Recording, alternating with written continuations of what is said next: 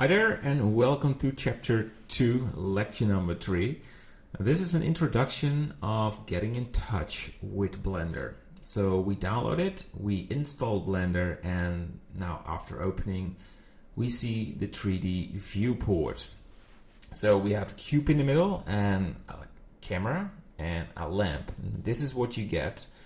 If you are totally new with Blender, it can be a little bit overwhelming because there are a lot of menus and icons.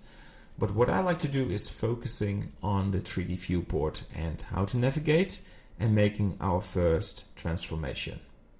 Alright, that's it.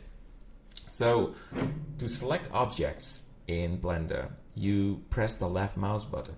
So we can select the camera, the cube, and the lamp right there.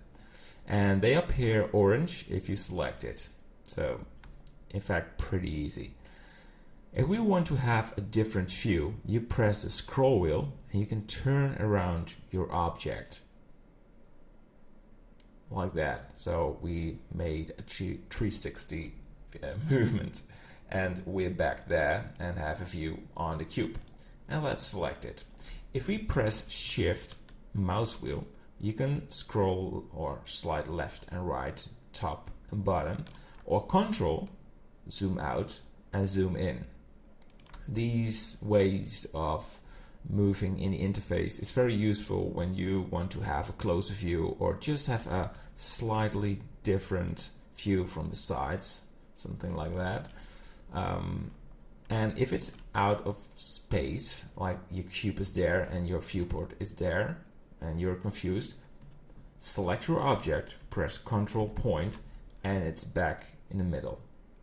That's something that works very well for me if I lost my objects and you're just far away in the viewport and you're back there. Same for the camera, Control Point, and you're there. Easy as how it is. So you have your object, and we have also the right mouse button. When we click it, we get the object information. So if you want to copy, paste, or do anything with your cube, this is the toolbar where you're gonna do that. We're not doing that right now because that's for another lecture, but that's how you know what the right mouse button is. Then we have the spacebar. If you want to look for something, don't know what to look for now, but yeah, you can find things in Blender. Also for another lecture. All right, so we have this cube, and what I like to do is tell something more about the view modes in Blender. So right now we are in the object mode, and object mode is a mode to move your object. If I press the G button, and scaling your objects, right? If we want to make a different shape or move it, it's not possible. You can scale it as C or as Y, so, or let's say as X. So you can, but if you want to move this front edge downwards, it's not possible in the object mode. So to do that, we go to a different view. Press Tab, and you're now in edit mode. And the cube is orange highlighted, but if we press one dot there, that's a vertex. If we press left mouse button on this dot, we have a vertex selected. And these vertices are the core for transforming your object. Well, this cube has 8 vertices, and you can select more if you want. If you press the Shift key on your keyboard and left mouse button, you can select more of them.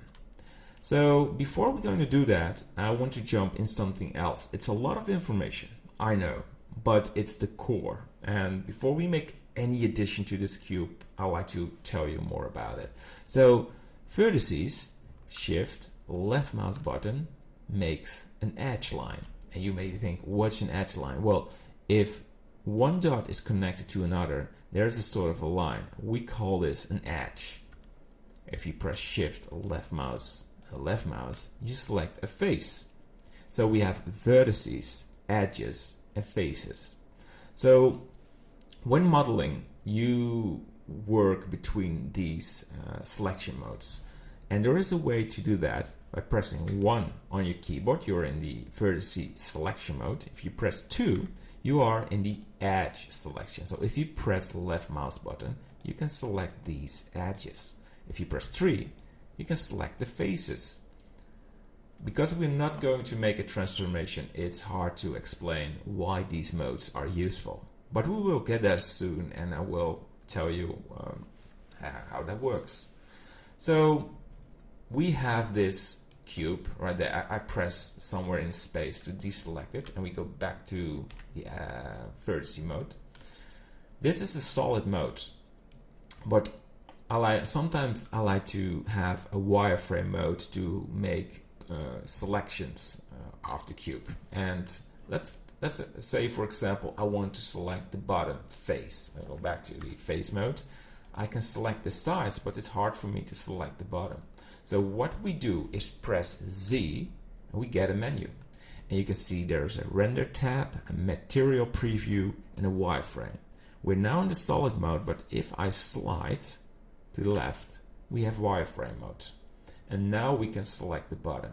It's useful when you have a more complicated model, complex model, and you want to make some face selections or edge selections. And the wireframe makes that possible. So yeah, but for now we go back to the solid mode, and we have a view of this cube. So I mentioned I want to do something in this lecture, make a transformation, edit this cube, to just show you what 3D viewport is and how to transform a 3D object. All right, so go back to the vertice mode by pressing 1, and we press left mouse click on this vertice and press the G button. And you can see we can transform this cube to a different shape. So if I want to move this vertice in the Z axis, press G, Z, and you can move this downwards. Right mouse click to undo it. If we press Shift, left mouse click, and we have this edge selected, and press G, Z, you can see what happens, and we made this cube. We transformed this cube into this shape.